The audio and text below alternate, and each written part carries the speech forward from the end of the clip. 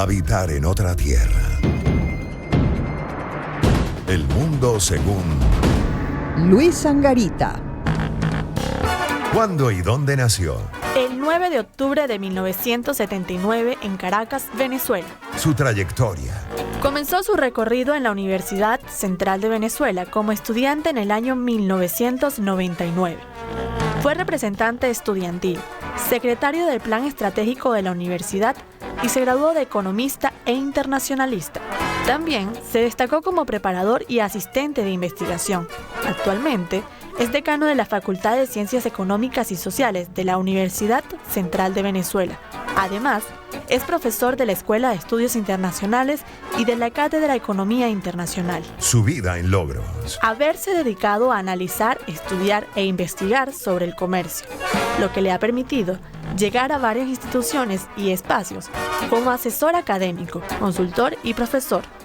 Su vinculación al ejercicio académico, su participación a la reactivación de la vida institucional de la Universidad de Venezuela y convertirse en decano.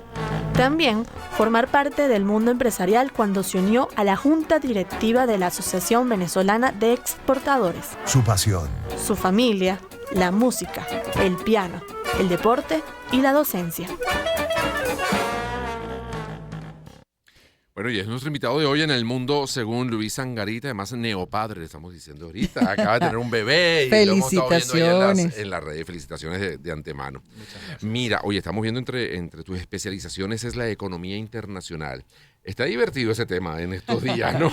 Está interesante lo que está ocurriendo. Imagínate, el día viernes di una clase y que ha sido de las clases más interesantes que hay porque ya muchachos a punto de graduarse que tienen 3 y 4 años viendo qué es el libre comercio y es analizar a Donald Trump. Claro.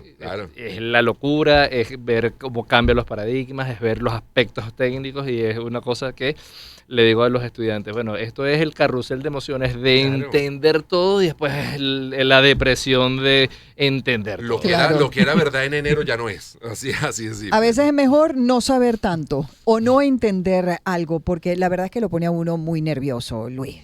Todos los días uno se levanta con ese tema en la cabeza. Para tus estudiantes, que además se han ido por la misma carrera que tú escogiste, ¿qué significa, no te voy a decir estar vivos en estos tiempos, ¿no? Pero sí ser parte del presente del mundo en una situación tan fuerte como esta que estamos enfrentando?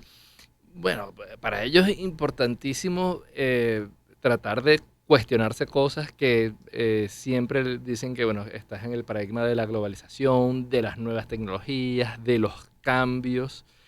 En la Escuela de Estudios Internacionales se ve mucho el tema de lo político, del poder y de repente ver cómo el tema del poder está irrumpiendo esquemas, cómo Estados Unidos utiliza el tema del arancel como una herramienta política, pero como una herramienta económica, pero como una cuestión de chantaje diplomático y de verdad es súper enriquecedor verlo y analizarlo, súper preocupante ver las consecuencias que esto puede tener. Claro. ¿Cuál es el principal reto en este momento con este panorama? Para tratar de entender y el reto para moverse y tomar decisiones en estos tiempos que estamos viviendo. Esto nos va a afectar a todos, a todos por igual, y esto habla un poco de que la incertidumbre va a ser como la nueva regla. De los grandes avances que hemos tenido en los últimos 30, 40, 50 años es ir construyendo un sistema de reglas de juego, un sistema del imperio de la ley, de la diplomacia y de la negociación, al punto que, por ejemplo, la construcción de la Unión Europea se basa sobre la paz, o sea, crean mecanismos de paz, doctrinas de paz, no tienen doctrinas de seguridad hasta el momento que Rusia invade Ucrania. Entonces empieza a trastocarse todo este tipo de cosas. O por ejemplo, como la responsabilidad de los organismos internacionales, de la cooperación, y ver de repente que todo puede ser cuestionable, que un acuerdo comercial puede ser cuestionable, que salirse de una organización como la Organización Mundial de la Salud ya no es algo de un sistema de cooperación internacional, sino que alguien voluntariamente se puede salir y que puede generar grandes afectaciones a los sistemas de salud en África, en Asia, en los países en vías de desarrollo, y que puede tener impactos similares a lo que fue la pandemia, porque es romper, por ejemplo, cadenas de vacunación, cadenas de prevención de enfermedades previsibles, y así todo un conjunto de cosas que, caramba, para un estudiante es el mundo de la incertidumbre. Absolutamente. Y aparte de esa incertidumbre es el no poder hacer planes a futuro, porque le mueven el piso a esta generación drásticamente de un día para otro. Hoy están parados en una situación, ya mañana no es esa situación sino otra o muchas otras. Y hacer planes así definitivamente pues tiene que cambiar todo dentro de una persona que, bueno, quiere hacer lo que probablemente hicieron sus padres o no. Pero la mayoría quiere casarse, formar un hogar, tener un trabajo estable, poder salir adelante, etcétera, etcétera. Y también hay incertidumbre para todo ese tipo de plan. Sí, y ahorita más en Venezuela, que digamos tratamos siempre de buscarle el lado positivo a estar en medio de una crisis, de que tienes problemas en acceso a servicios públicos, o de repente que tienes un problema de ingresos y que te cuesta, pero ya la migración no es una opción, que tienes un sistema internacional que ahora te es adverso a ese tipo de migraciones, y le cuesta a uno ese tema de la planificación. Correcto. De pensar cómo construir, cómo hacer crecer nacional, institucional, personalmente a cada una de las personas. Sí.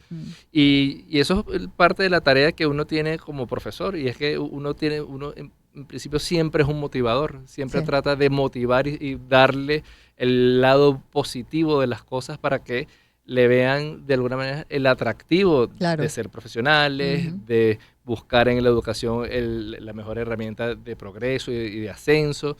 Y creo que es una de las virtudes que tiene la universidad y que siempre la defiende. Y un gran reto para los profesores. Absolutamente. Pero fíjate que, claro, uno se pregunta viendo lo que está ocurriendo ahora, porque vamos a estar claro, el señor Trump, que está tomando todas estas decisiones que de alguna manera pues nos tienen trastocados a todos, ganó con una mayoría importante. El voto popular, el voto de los caucus, o sea, digamos, hay un discurso que caló muy bien. ¿Qué estaba pasando en el mundo como para que millones de estadounidenses hayan apostado por este modelo? Y no sé hasta qué punto buena parte de los argumentos que él maneja, mira, aquí nos estaban fregando a nosotros, pretendemos o pretendían el mundo que nosotros seamos los policías de toda la humanidad, que carguemos con todo el peso económico del planeta y todos los países viviendo tranquilamente mientras nosotros estamos cargando con esto y con nuestros impuestos. Se acabó esta rochela, por decirlo de alguna manera, él lo dirá en otros términos, pero va un poco por ahí. ¿Qué estaba pasando en el mundo antes? Y que justificara que él tomara unas decisiones de este calibre. Sí. O sea, que Rodrigo, de 2 meses, ahora va a formar parte de la generación beta. Okay. Claro. Y las generaciones alfa y beta están en un marco en donde el tema de la noticia es ambiguo, porque ya no es la responsabilidad ética del periodista de informar con la verdad, con fuentes, sino que estamos en esta era de la posverdad, donde las redes anónimas se hacen virales y donde empiezan a haber acusaciones y empiezan a haber falacias al aire. Y creo que parte de todo este acontecimiento mundial, no solo en Estados Unidos, tiene mucho que ver con este nuevo fenómeno de la comunicación y de lo que la gente percibe como verdad. Esto llevó, por ejemplo, en la campaña de Donald Trump a decir grandes noticias de que este es el peor momento de la historia económica y yo los voy a salvar, y resulta que contrastaba con crecimientos económicos, con reducción de inflación, de comprender que el mundo ha vivido 2 y 3 crisis en los últimos 20 años, que pasamos por una pandemia y que reconstruir el mundo ha costado, a todo el mundo le cuesta crecer económicamente, pero a la gente le es mucho más fácil creer en esas medias verdades. El migrante te quita el trabajo, el migrante es el causante de la inseguridad en Europa, fue el causante, por ejemplo, en el mayor discurso del Brexit para que el Reino Unido se saliera de la Unión Europea, y resulta que estamos en ese momento de la posverdad en donde los radicalismos, los populismos empiezan a tener mucho espacio, mucho quórum, y vemos fenómenos, por ejemplo, en Alemania, en Hungría, en Suecia, en Francia, en Italia, en España. Pero lo más terrible es que eso lo vivimos hace un siglo y terminamos con una guerra mundial, bueno, con 2 guerras mundiales.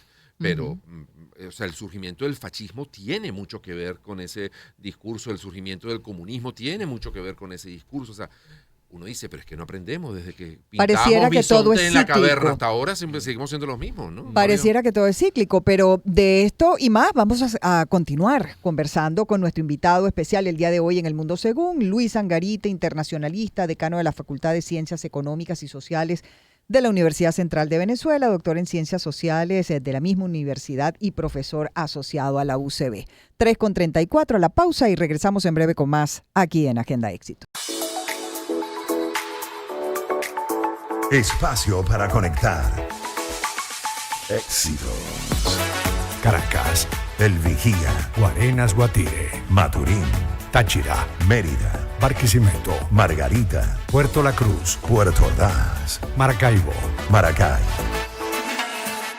Éxitos. Sonidos en primera fila.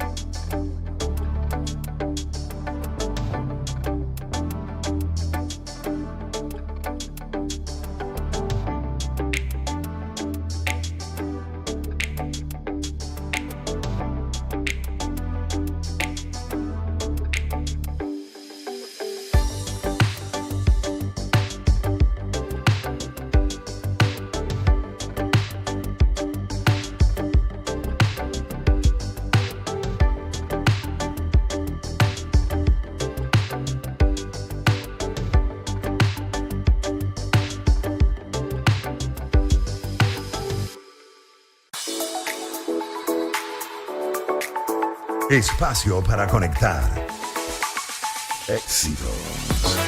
Caracas, El Vigía, Guarenas, Guatire, Maturín, Táchira, Mérida, Barquisimeto, Margarita, Puerto La Cruz, Puerto Ordaz, Maracaibo. Maracay. Éxitos. Sonidos en primera fila.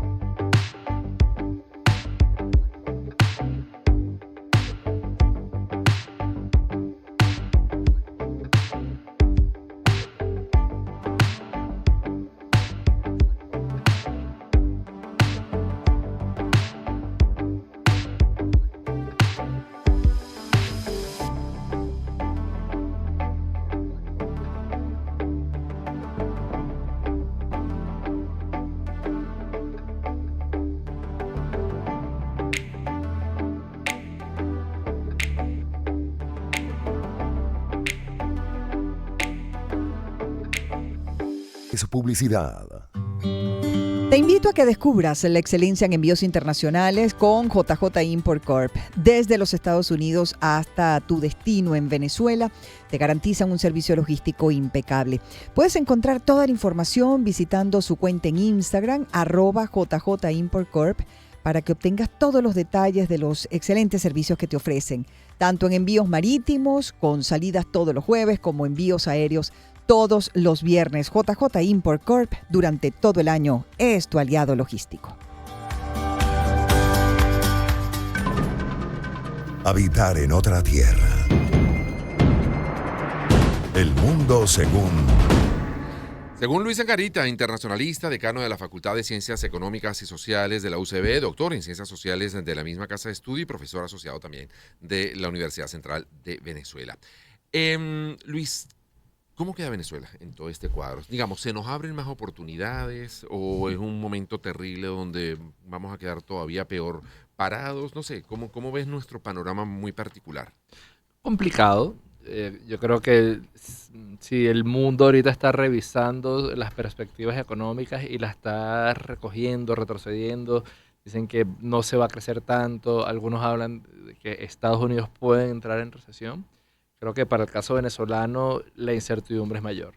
Digamos, sigue estando dependiente de una industria petrolera que no termina de crecer, que depende de todo este entorno internacional, que la castiga mucho más. Uno puede ver hoy el mercado petrolero y la perspectiva es terrible. Tiene el precio más bajo de los últimos 4 años porque se anticipa que si hay una crisis económica mundial, el mundo va a dejar de consumir y, entre otras cosas, deja de consumir petróleo. Claro. Y si Venezuela produce menos y lo vende más barato y lo vende con descuentos, yo creo que Venezuela se va a enfrentar ahorita a un problema fiscal importante de no tener recursos para todo lo que implica el mantenimiento del gasto. ¿Y qué otra cosa vendemos nosotros, por ejemplo, a Estados Unidos, que nos acaban de poner un arancel del 15%? ¿Qué vendemos además de petróleo? Bueno, últimamente se descubrió nuevas ventajas en productos del mar, pulpos, cangrejos, camarones. Tradicionalmente algunas cosas manufacturas como galletas, pero realmente con una balanza comercial muy limitada. Okay. Exclusivamente casi dependiente del petróleo. Okay. Lo cual quiere decir que, bueno, por supuesto, ya Venezuela venía mal y esto, o sea, 2 más 2 son 4. Ya sabemos que esto va a empeorar. Blanco Lo cual y en quiere botella, decir, leche. Exactamente, o sea, no hay mucho que predecir. Es lamentable porque sí se hablaba durante un tiempo de crecimiento en el país, o posible crecimiento, ¿no? Como digo yo, para algunos, Luis, porque la gran mayoría de los venezolanos la está pasando muy, muy mal. Sobre todo, el que es más pobre siempre es el que más sufre.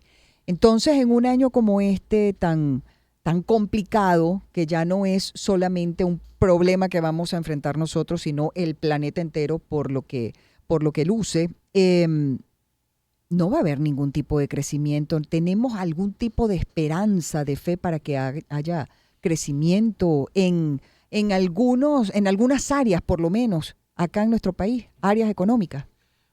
Más que áreas, yo confío en la capacidad de resistencia de las personas. Ajá. Creo que doy como ejemplo la Universidad Central de Venezuela, que ha sido muy castigada presupuestariamente, que ha sido castigada por sueldos y salarios de profesores, empleados, obreros, que cuesta muchísimo mantenerla en pie y aún así hay toda una mística de todos, estudiantes, profesores, empleados, para que se mantenga siendo una casa siempre abierta a todos.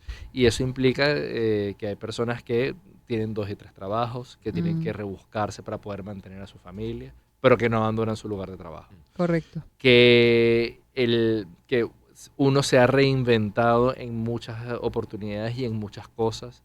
La pandemia fue un momento de eso donde no solo el venezolano, yo creo que la humanidad comprendió que fue un salto cualitativo para descubrir tecnologías, el mundo virtual, reuniones por Zoom, y creo que este tipo de situaciones son oportunidades para descubrir formas de crecer. Sí. La crisis que va a asistir el mundo puede tener 2 grandes salidas. Una puede ser una muy catastrófica de acudir a pasos agigantados hacia una tercera guerra mundial. Prácticamente hay historiadores que hacen comparaciones de la situación actual con la de la década de los 30. Pero también esto puede ser un mal trago que había que pasar y da oportunidad para rescatar y reinstitucionalizar, por ejemplo, el valor de tener reglas claras de juego, el valor de la democracia y de los contrapesos. En Estados Unidos hay un profundo debate. ¿Es capaz de Donald Trump borrar de un plumazo al sistema judicial o será lo suficientemente fuerte como para detener todas estas órdenes ejecutivas y todos estos decretos que está gobernando nada más en base a decretos? Tú decías hace un rato que bueno, que en muchas oportunidades, digamos, personas que pensaban, bueno, aquí está la cosa muy mal, me voy, ya esa opción como que no existe. Eso podría hacer que frene un poco la migración y que muchos de esos talentos que se fueron yendo se mantengan en Venezuela y sirva también, por ejemplo, para una reconstrucción mucho más aterrizado en nuestra situación actual, no sé.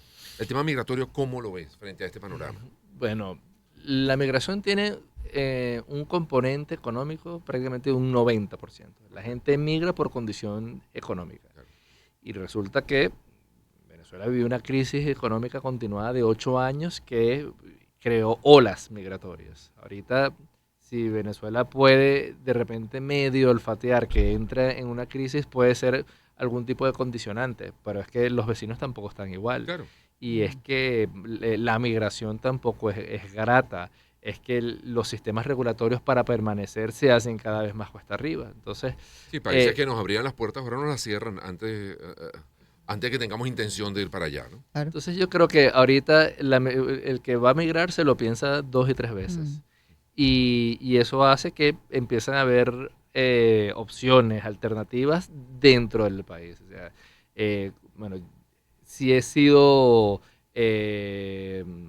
plomero en los últimos 3 años y ese es un negocio que está cayendo, de repente me pongo a hacer tortas y empezamos a ver estos microempresarios y estos emprendimientos que, si bien es un poco informal por la crisis económica, es una de las características de resiliencia que tiene el venezolano. Sí, sin duda. Y en eso, bueno, terminaremos por volvernos expertos, ¿no? En el tema de la resiliencia y también del resuelve, porque definitivamente hoy en día no se puede tener un solo trabajo o una sola entrada económica.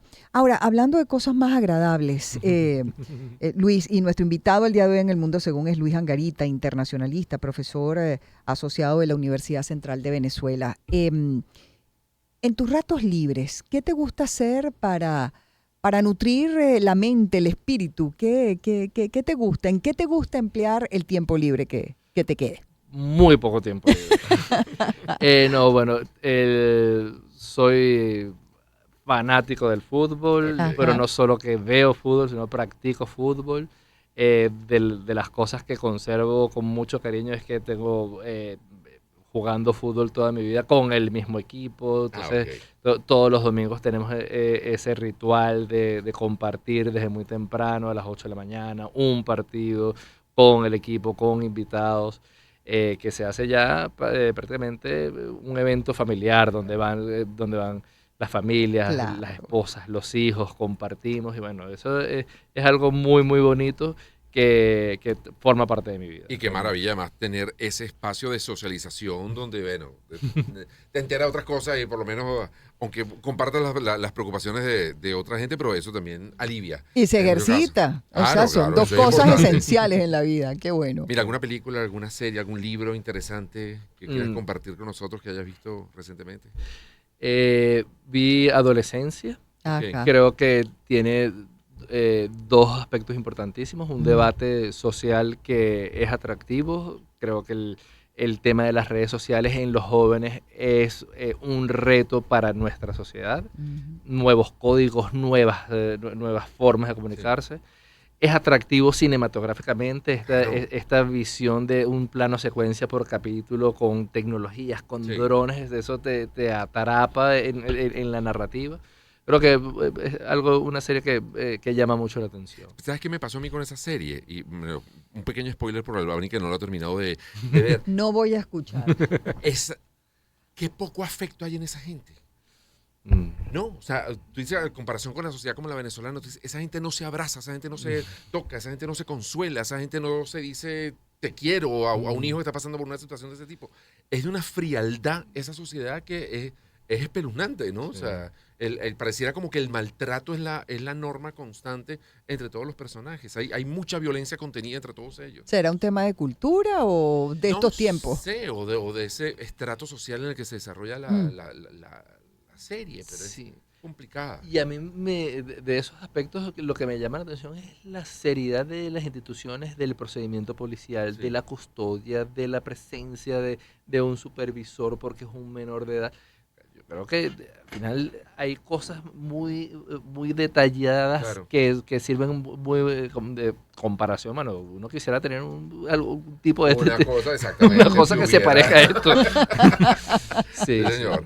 Mire, Oye, algún libro... perdón. Por lo que yo les escucho, pues yo no he visto la serie todavía, tengo que renovar mi mi relación con Netflix. Es en Netflix, ¿no? Sí. Que está. Yo lo que veo es, y tú que estás comenzando a criar, Luis, que cada vez siempre ha meritado la presencia de los padres en la crianza de los hijos y uno cumplir con su trabajo. O sea, uno trae un hijo al mundo y es para criarlo uno, para estar pendiente, para ser un guía, no para que el hijo tome la rienda solo y se críe solo. Por un lado eso, lo que les he escuchado a ustedes decir, y por el otro la importancia de verdad del abrazo, del cariño, del sentarse a conversar con los hijos, de saber qué les interesa, qué no, qué piensan sobre los distintos temas. Eso debería ser algo que en todas partes del mundo, no sé, se practique. Un espacio, tuvieron un peso y un valor. Sí. De libros, ahorita estoy aprovechando mis pequeños ratos con mi hijo y le estoy leyendo Las 1001 noches. Ah, qué Ok. bien. Entonces agarro de esos libros clásicos que uno consigue por ahí arrimado en una esquina y bueno, empiezas a hacer, que son literaturas que son épicas, pero sencillas, pero educativas. Entonces creo que estoy aprovechando este momento de compartir con mi hijo. Qué sabroso. Mira, si tuvieras algún superpoder, ¿cuál te gustaría tener? Superpoder. A ver, difícil. Yo creo que alguien diría el superpoder adquisitivo. Ese sería bueno. Sería buenísimo. Ese está muy bueno. Pero no, yo creo que el poder de convencer, creo que el argumentar, debatir, convencer, creo que es de las cosas que uno más trata de ofrecer como educación, que la gente aprenda desde el espíritu crítico a convencer al contrario. Luis, en un ejercicio de imaginación, si fueras presidente, ¿por dónde empezarías para acomodar esto? Yo creo que por el respeto a las leyes. Creo que una sociedad se debe a su marco normativo que nos regula como ciudadanos iguales ante la ley, y eso te va ayudando a crear instituciones. Uno de los ejemplos que yo siempre utilizo en clase es el semáforo. El semáforo es el mejor pacto social que todo el mundo reconoce y te prevé de mayores riesgos, que si tú te comes la luz, alguien te puede llevar por delante, pero le estás quitando la oportunidad a otro que es su paso. Sí, señor. Entonces puede restringir un poquito esa libertad de querer hacer lo que te dé la gana y cruzar de un lado al otro, pero te da mejores salidas como sociedad. Absolutamente. Muy bien. Si te tocara un viaje de 10 horas, un vuelo, ¿a quién quisieras tener al lado? Sentado en el asiento de al lado. Uy, Que no vale ni la pareja ni los hijos. Esa no. Hoy me fascinaría compartir con Paul Krugman. Es una de mis lecturas favoritas, de mis lecturas preferidas, de mi libro de texto en la cátedra. Es una persona que aporta mucho al debate económico mundial, premio Nobel, asesor presidencial. Creo que es una persona que hoy sigue dando aportes importantísimos al desarrollo mundial. Pues qué bueno. Luis, muchas gracias por venir Luis. y compartir con nuestra audiencia, con nosotros. Luis Angarita es internacionalista, decano de la Facultad de Ciencias Económicas y Sociales de la Universidad Central de Venezuela, doctor en Ciencias Sociales de la UCB, profesor asociado de la UCB, y ha sido nuestro invitado el día de hoy en El Mundo Según. Son las 3:58 de la tarde. A la pausa y regresamos con más.